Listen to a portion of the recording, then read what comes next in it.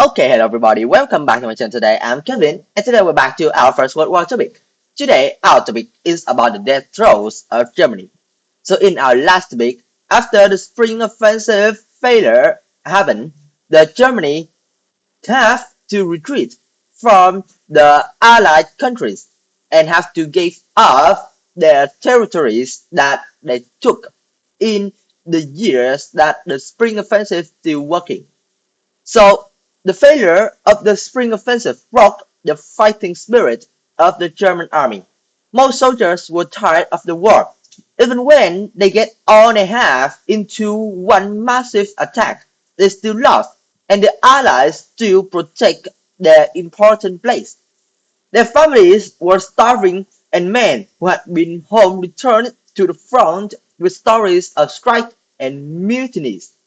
Allied troops, on the other hand, drew closer and closer, yet Kaiser refused to surrender from the Allies.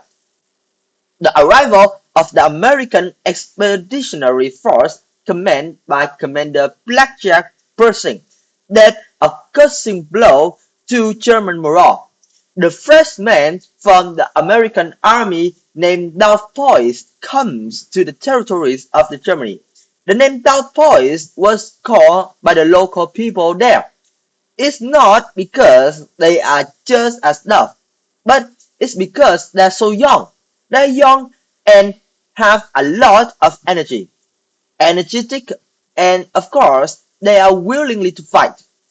Compare a young soldiers team, even when lacking experiment, yet fight as tigers with an experimental yet tired and exhausted team of army. We could easily see that the Dove Boys team from America create a big impact on the Germany soldiers since they are almost broke in the morale. Any doubt about the quality and bravery of these new troops was set in June 1918 at the Battle of Belleau Wood, when the Dauphies has proved that even when they lack experience, they are the one who taking charge in the whole battle, since they have what they call the fighting mind and the will to protect what they think is good. And also because of lacking experience. That's why they don't know about the stress and the terrible thing that war bring them. And that thing is a good thing in a battle because it makes them feeling good even when fighting with enemies. Floyd Gibbons, the reporter who had survived a run in Mila with a U-boat, was once again in the thick of it. He was following the US Marines in a charge across an open field of German territories when they were caught in heavy machine gun fire. Gibbons was hit 3 times and lost an eye when he tried to save an injured soldier.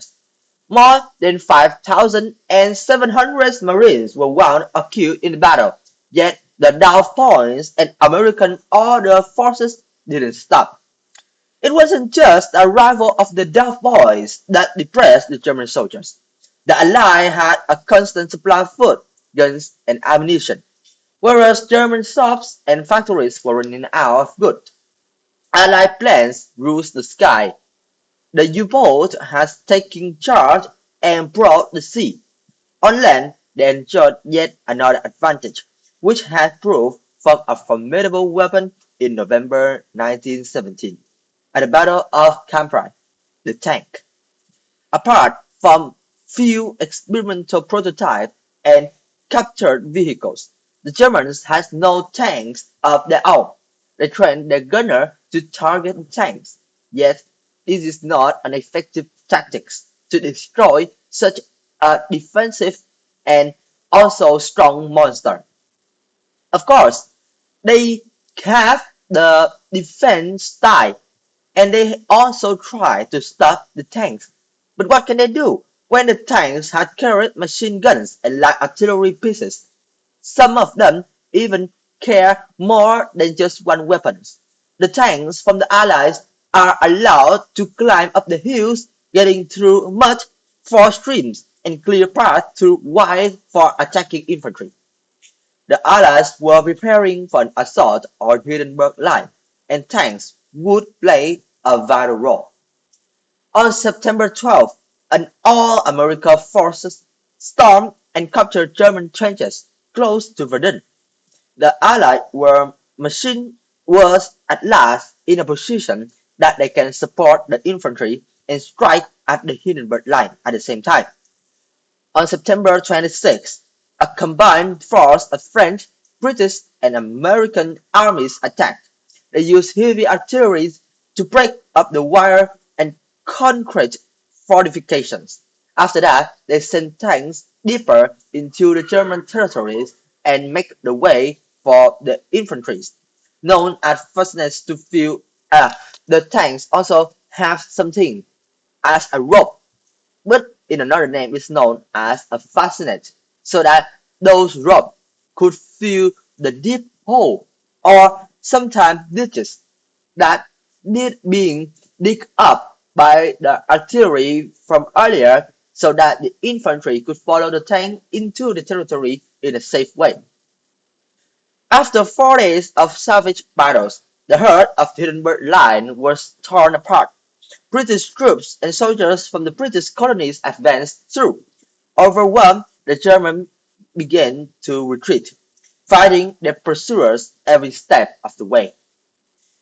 Germany's proud military commanders Hindenburg and Ludendorff finally accepted that it was time to talk and negotiate about peace, with rebellious soldiers and civilians marking the streets demanding a new government.